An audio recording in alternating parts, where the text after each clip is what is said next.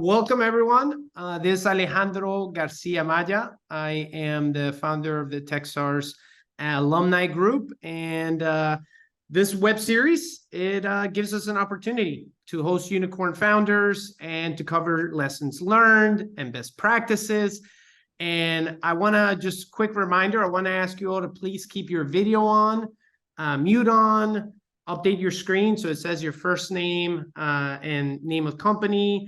We're allocating 20 minutes for Q&A, and if you have any questions, feel free to text my colleague Deborah or Florencia, either one. Feel free to text and share whatever question comes up to mind, and we'll make sure to cover it. Having said that, I want to welcome our special guest, Agam. I didn't ask you how to pronounce your last name. Khare? Khare. Okay. Yes, Khare. Well, welcome. We really appreciate you being here, and thank you again for giving your time and giving back to the founder community. So, welcome. Thank you. And you're speaking to us from New Delhi. That's right. That's dedication right there. What time is it over there? It's about 8:40 in the night. Okay. All right. I don't know what time dinner is. Did you already have food, or am I speaking to you in an empty belly? That's dangerous. No, I already had dinner. Okay, good. I'm glad. All right, so let me give you a little bit of for everyone here that obviously you're here, so you know about Agam, but Agam is the founder of Absolute. It's a bioscience company that focuses on improving agricultural performance worldwide. He's raised over 100 million for Absolute, and he's had an incredible journey. There's a lot to unpack in very little time, so I'll do my best. And let me start off with the following facts here, and that will lead us to Absolute and to a couple questions that we can get started on. Farming is responsible for a quarter of greenhouse gas emissions, 70% of freshwater use, and 80% of habitat loss. So really massive problems or obstacles, challenges, and Absolute does three things, and then Agam will go into it in more detail, but let me just cover this side. Absolute does three things, and feel free to correct me if one of these are not exactly it. But one, it replaces chemical fertilizers and pesticides with organic alternatives. Two, it uses SaaS to leverage data to advise growers on how to operate their farms. And the third is also a global trading platform for crops. Is that correct? Did I miscommunicate any of that? You're almost there. Man, I thought I had it. We'll dwell into the different sides of things that we do, some very interesting things apart from agriculture, within agriculture. Okay. So then let's jump into that then. So what maybe if so I mentioned those three things, but maybe if you can clarify or help us a little bit more with what Absolute is doing right now. So Absolute at heart is a core biology company, a life sciences biotechnology company. And the simple thing we do is to decode how nature makes decisions. So for instance, if two apples are growing on the same branch, how does an apple figure out that I got to be sweeter than the apple sitting next to me, or larger than the apple sitting next to me? And if they are sitting on two trees next to each other, how does one tree figure out that I got to have more biomass than the other tree sitting next to me, if they're of the same species? So these decisions in nature, and these are decisions that are made in agriculture, but there are decisions that happen in your life. I mean, when you were being born, how was it decided that the material of your skin is going to be different than the material of your hair versus the material of your eye? And for 8 billion of us, why does it fall in the same place? For most of us. And so how does nature really make these decisions? That's something that we decode at our core, and we put it into a platform called the Nature intelligence platform. And from this platform, we powered multiple business stacks, starting with agriculture, where there are 3 streams of business that you rightly talked about. Then there is a biomaterial business, and then there is a healthcare business. So in the biomaterials, we do things like bio leather, and then in the healthcare business, we do things like mother's milk, bioenzymes, bioproteins. So it's Absolute is the group which has multiple entities within it, and these are 3 different business lines. In the agriculture space, we are a full stack agri platform, from discovery of microbes to converting it into farm input products, and then going full stack to growers and helping them with precision advisory across all range of farms, open farms, vertical farms, greenhouses, and then giving them financial products, giving them insurance products, giving them soil testing services. And then eventually, when they have grown all of that, then put that very high quality, residue-free, differential produce in the hands of consumers worldwide today in about 20 countries. So that's the agri stack. That is a lot for us. That's a lot for us to cover. Thank you. Thank you for sharing all that. Okay, so actually my first question is, because obviously the company has expanded, is grown, you've raised, and you're putting it all into all these different types of products to help solve and provide additional services. When you got started, what was your who was your target? Who was your customer? And who did you sign up first? And what were you offering first? Because I assume it wasn't everything in one shot. So we started by being just an R&D company, because we were all primarily a team of scientists who actually started it. And so we started by looking at one basic things. Now, everybody knows that there are these grandest challenges that world face: clean air, clean food, clean water. And for for century, it has remained so. And so we said, okay, can we really solve this problem? And can science really solve this problem at core? And can the distribution of this solution, can it be enabled using technology?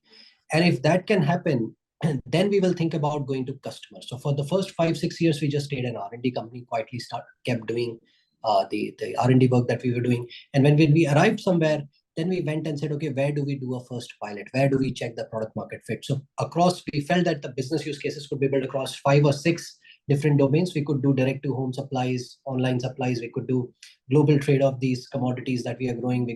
Eventually you can grow an amount of commodities in the best possible way, but if nobody is ready to pay and buy it, that's a problem. That's a problem. Yeah. And so we said, okay, let's spend some money on direct to consumer. Let's spend some money on global trade. Let's spend some money on domestic trade. Let's spend some money on retail channels. So we diversified the amount of capital we had into different streams to then check product market fits across these different verticals. Wow. So you went after 5 at the same time in terms of to test it out. We just figured out different teams so that there is no deficiency of teams in the right place. And the pilots were structured in a way that the teams will never be overstretched. And so that the pilots were very, very focused on the outcomes, the matrices that we want to really find out, which will give us a response to where is the real product market fit, where is the real need going to be, where things will scale. This is fascinating. So all of these Wait, so let me stop you there for 1 second, Agam. How big was the team when you made the decision to go after, 5 different types of I wouldn't say whether five different customers, let's say. How big was the team when you made this decision? Was it you and your fellow co-founders? How many? 24 people team, but they were mostly scientists and researchers. 24 scientists and researchers. And you said, and how did you then group it where you said, we want to make sure that we allocate the appropriate resources so that they're not lacking anything? How did you go about figuring out like who goes after what? So we hired up about 10 people around that pilot project, and these 10 were in-house. And then we brought in about 4 or 5 people in each team, who were not on our payrolls, but contractually obliged for 3 months. So just run the pilot, help us run the pilot. And so some key people were governing the entire show, but there were people who were executing on field who were not on payrolls, but third party. They were just here to help us run the product market fit experiments. And so once those happened, we had clear end goals like matrices that arrived to us, which said, okay, this is the these are the 2 out of these 5 which actually seem like succeeding. I'll get to this a bit further on, but it is relevant. And this is a question that comes from Linda that I also had in mind, which is, had you already fundraised?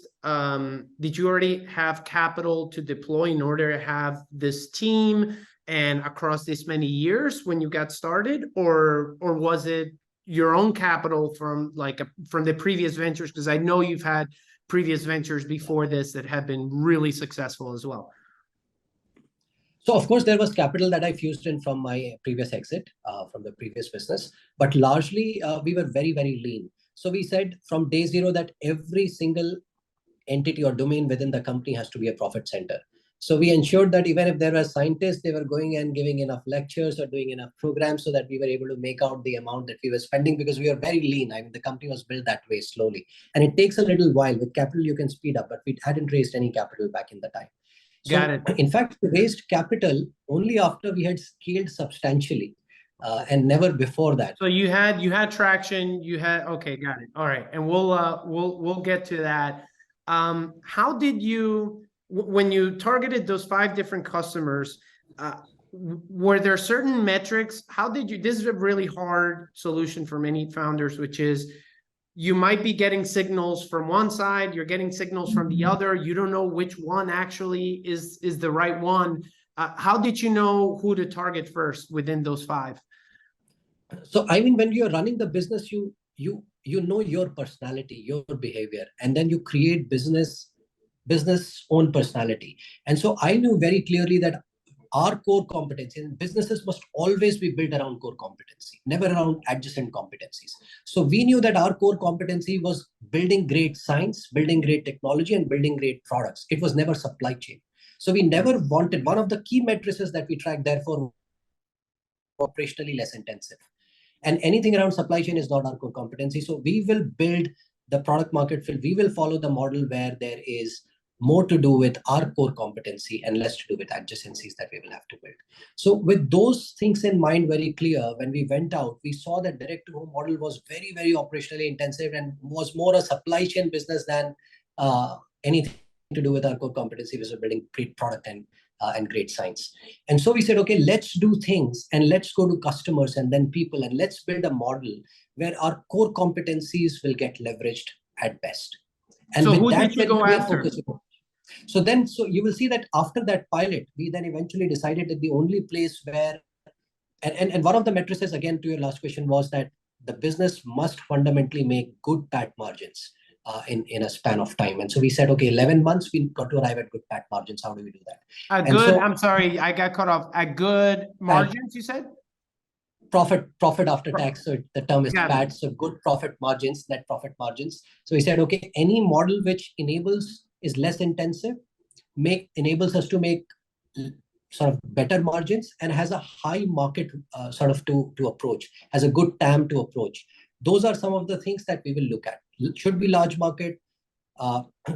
We looked at competition. What is the current situation in the market? Where should we really get in? And once we knew that this is the spot, then we just tick the boxes. Then we said, okay, which model ticks the metric? And eventually when we realized that it is largely B2B and largely global business that was making more sense and valuing the core competencies that we had, and then we started just putting that across all the verticals that we would eventually also grow in. So we started by being R&D product, and then we went into SaaS, then we went into global trade, then we went into inputs. So the R&D product was first. Yes. And then eventually, who was the first one that you signed up? Like, how that even, how that work? Who did you go after, and what did that experience look like when you said, "Holy crap, we we finally signed someone and they're paying us for something"? So I mean, it wasn't that hard, because I mean, food by default everybody wants to consume. And if you build anything around food, most people understand it's not a rocket science. So most people understand if there is a new innovation around food, especially in India. So it was easier for us to go to these customers and say, okay, you're buying something for $20.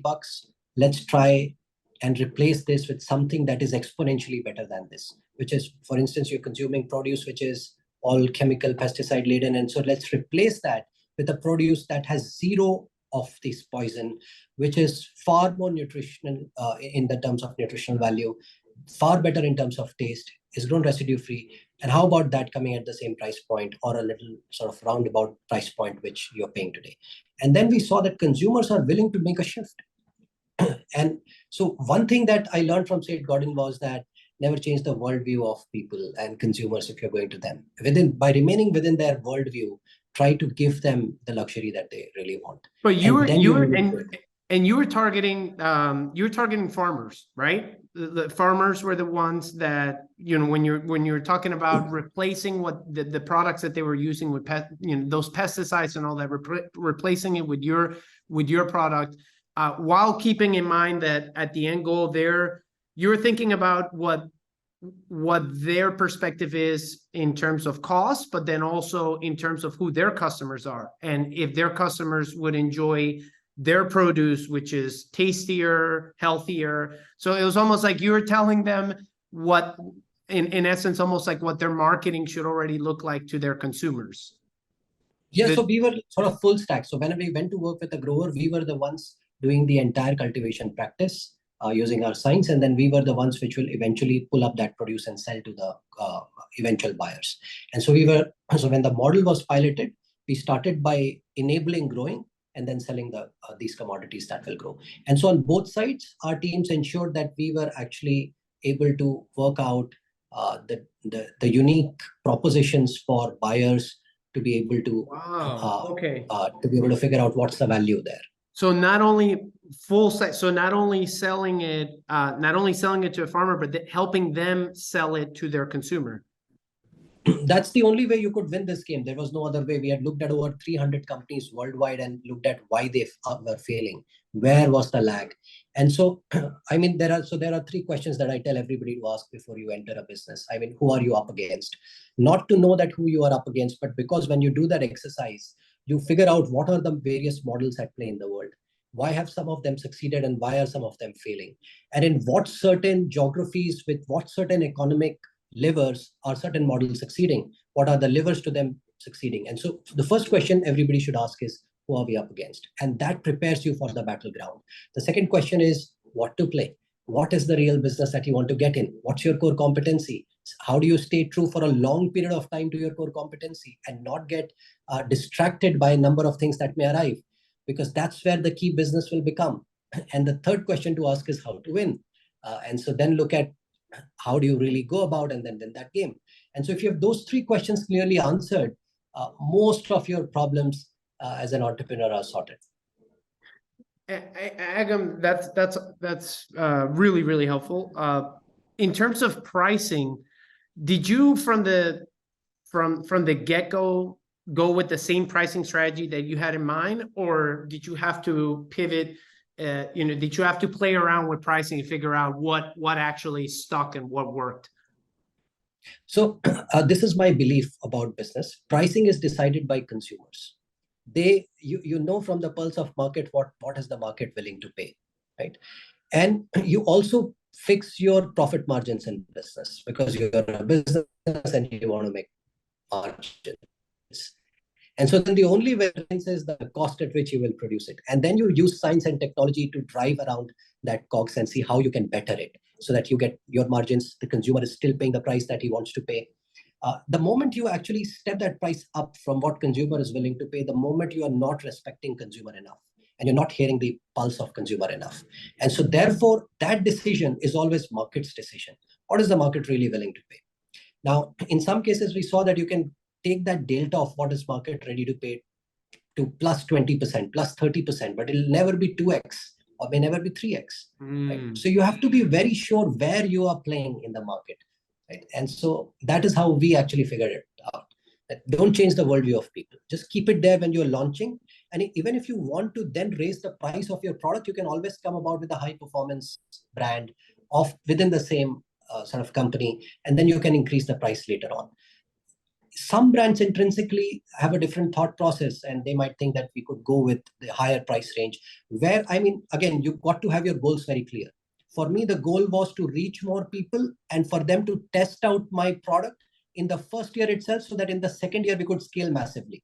So it was about blitz scaling, and yet keeping the matrices all right in the business. For somebody else, it might not be about blitzscaling. So for me, blitzscaling happened primarily. We started with zero revenue, and in 12 months, we were at 100 million in revenue. And so that happened primarily because 12 months, 100 million revenue. That's amazing. Yeah. And so we could reach there primarily because we prepared. We knew that the only metrics to solve was therefore for a lot of people to come in and test and experience. And once they come test and experience, the next year they will convert. We had deep faith in our products. And so we said, okay, the only caveat is for them to test. If they will test, we will win. And so therefore we kept the price consistent. So it's not about pricing, it's about winning the long-term profitable game. You mentioned that 10 months, 11 months is what you gave yourself to figure out, what that fit, what that product market fit was. And you also mentioned that in the beginning, you set out into 5 different customers, figuring out which one would be the customer. How long did it take for you to make a decision and put all your chips into one particular customer? Like when you figured out, was it 3rd month, 4th month? When did you decide, like, all right, let's pull resources from here and let's go there? So first 2 months, we had clear indication that out of 5, 2 are not working. So we shut down those 2. Then in the next 3 months, we had indication of the next one not working. So we left it. Now there were only 2 left. So we kept working on the 2 for another about an year. And then we clearly realized that there is only one that really needs our attention. And then we just did that. So literally in the first half of the year, out of 3 were gone. And then the next half, it was between 2 and 1 then took over. And that was the time that you had allotted yourself for that. You'd mentioned, and I think you covered this a little bit, but you mentioned infinite clarity in a podcast. I was hearing your story from another podcast, and you talked about infinite clarity, especially coming from experiences from your previous venture. How would you describe, why is that so important? How would you describe infinite clarity? Are there anything that you would add? Because you kind of touched a little bit about that of like, know your product and know your competitors, but maybe if you can jump into that a little bit. So see, if you really want to build a legendary business, which will last not for 5, 10, 20, 50 years, but beyond you for 100 years and beyond, then you need to build in a way which is very, very structured. And then maybe good or great clarity will not help. And that's when you need to have infinite clarity. And when I say infinite clarity, I'm largely saying for you to know precisely what is the game that you're going to play. Who are you going to play it against? How are you going to win it? And why are you best positioned to win it? And run all of these decisions basis very clear data metrics, not qualitative metric, quantitative metric, which you can look, evaluate, and see. And back all of this by a lot of primary research, primary data around pilots that you would do around before you actually go full-fledged and launch something. So my sense is that if with infinite clarity comes infinite power to make decisions, right decisions. And that's where it becomes very important. With infinite clarity comes infinite power to make decisions, and then infinite power to scale things up. Everything in life is a function of only 2 things, people and capital. With infinite clarity, you will get infinitely great people. And people who are the best in their domains. You will get those people. And capital will follow. And so that's the power of having that sort of clarity. And that, I think, is extremely important for any business. If we move a bit towards fundraising here, when you mentioned that you only started fundraising once you actually hit your product market fit and you wanted to scale, how did you know it was time? When did you decide, okay, I think we have enough and now we really need to jump in and raise some capital? So we felt that capital was only needed to scale, not to build the product market fit stage. So when we arrived clearly after the product market fit stage, we said, okay, so what's next what's next? And so the next thing we felt was scaling, and for scaling we needed capital. So at that point we started looking for capital. So we figured out who probably we could speak with. Now I didn't have really much insight into the VC world, and probably I didn't even understand how VC world worked. to an extent That that was I your didn't first time even know. fundraising, right? For Absolutely. Yeah, So first time absolutely, fundraising, absolutely. and you raised over 100 million. That's pretty So good. I didn't even know that there was a fund called Sequoia. I didn't even know Sequoia. In fact, I was so naive that when the call happened with the global partners, I went to one of the partners and asked them if you could tell me something about Sequoia Capital, and they're very humbly. And I'm Oh, that's talking of hilarious. and I'm talking of 2020 December or 2021, around about that time, and so I had Oh, absolutely no that's idea. hilarious. I So bet you this, they've yeah. never had that question before. So You raised from Sequoia, you raised from Tiger, a whole set of really recognizable funds, respected funds.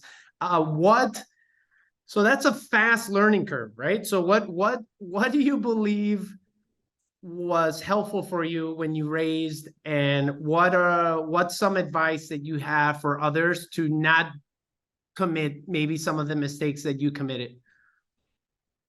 I think one thing that I learned during the process was if you're backed by data and you have clear data sets to back what you are trying to establish, even in future, even if there is a trend that you can see, then it becomes far more easier and faster to run the process of raise. Also, if you're really looking to raise, I mean, raise maybe little prior to when you really need the capital, because then you have more power and more time to actually run the entire process and go to multiple people and explore. But at core, if your business does not have, so know your own business very well, and that's also stemming from infinite clarity. So when you know, uh, if your business has an IP value which is very, very differential, substantially great than the world has, or than your geography has, then you are in a very easy thing. You will just go and raise. But if your business is ordinary and average, and you already know it, then you plan the other way around. Then you see, where can I build great competency, and where can I build advantage over the others, and then you go raise with those sort of investors. So you should be very clear, who do I want to go to, what do I want to raise for, what will I do with that capital, and where will that lead me to, and until when will that last, so that I start looking for next. And so once you have that clarity, that amount of clarity on day zero when you're going to raise, the processes happened with us like as fast as a day or And half a day. that's crazy. Agam, when would you raise pre-seed, right? So like there are many people out there that do have an idea, right? They have an idea, they know the market, and for the most part, because of whatever, many different obstacles and reasons, they can't really bootstrap everything to really get going. And if they were to fundraise, and if they were trying to fundraise with that, my question to you is, would you, if going back maybe to your bootstrap days, I mean, this was the first time you raised, so that's just wild that first time you raise is 100 million. But like, would you take, would you try and raise even in a pre-seed when you do have something that you believe checks all the marks in terms of this is a pretty innovative product. This would be an innovative product. There is a problem. The problem is massive enough and there is a gap. Would you do that, or would you always try and just figure out how to bootstrap it, and then once you get something really raise? So I think people must raise because it also gives them validation and gives them belief and gives them power to then experiment. So they must raise. Now, the only thing to do in that early stage is to be very clear about what's the game you want to play, who you are up against, and how will you win. And if you have good clarity, which are backed by data metrics around it, people are going to fund you. I mean, everybody wants to put money behind good businesses. And if you have a good thought process, and you have enough conviction, and you have shown persistence in your life prior, and there are enough proofs around all of those, I think people are going to just back it. What do you believe? We're moving on. This is the last one, and then we'll open it up for questions. What do you believe is the role of a CEO and founder? What do you believe that role is for you now, and does that change as your team grows? So, I mean, when you're starting the business, the role of CEO founder is to do everything. You are the leader of all sorts of domains that exist in the company, and then it evolves with time. But eventually, when you become a mid-stage, mature business, the role completely shifts then into. So the role of founder is primarily to think, strategize, and thinking is a full-time job. You have to think, you have to strategize, you have to play the games in head, you have to play these models in head, and you have to see and evaluate what are the battles that I really want my team to have to fight, and give them enough ammunitions to be able to fight them. It could be people, it could be capital, it could be access to geographies, it could be access to some specific technology. Why will your team stay ahead in the game than everybody else? And that thinking is very important. So evolving your business in the head, way ahead of anybody else in the entire market. And if you can play like Alexander the Great, way ahead of anybody else, then you're going to win the world. And so I think the role of the founder is to think ahead of everybody else. Think, plan, strategize, enable people to execute, and always take a long-term view on things. And if that's the role of a founder, but the role of a CEO, on the other hand, is to execute and ruthlessly execute. When you have decided your mind on a model, on a certain geography, there is no reason why there should be anyone better than you at execution. And so then ruthlessly go and execute. Yeah. And every morning when you wake up, there should be matrices right in front of your eyes shining that this is where I want to be, this is where I am, and this is why I will get there. And then you really go and achieve things. Would you, looking back and after a number of years, I know when you started, you mentioned that there were already 27 people in the team, let's say. Looking back, would you do anything differently? Are there things that you say, you know what, if we started this way, but now looking back, I would have probably done this faster. I would have probably done this, what would that be? I think capital really helps you build any strategy, any business faster.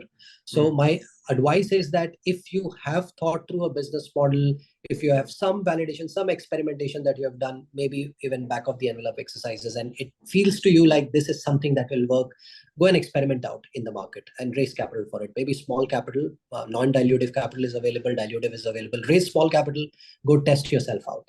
That gives you power of those data matrices, which will enable you to take decisions. And then you can raise more capital and grow faster. So the only reason you should raise capital is to speed up that time from 5 years to 1 year. And then things happen. So I think if we had known those things better in past, possibly we could have cut down about 2.5 years and been like slightly more ahead than where we are today. Really powerful stuff. Awesome. I love it. Thank you. Thank you for sharing that. Again, thank you for sharing your time, and really appreciate it.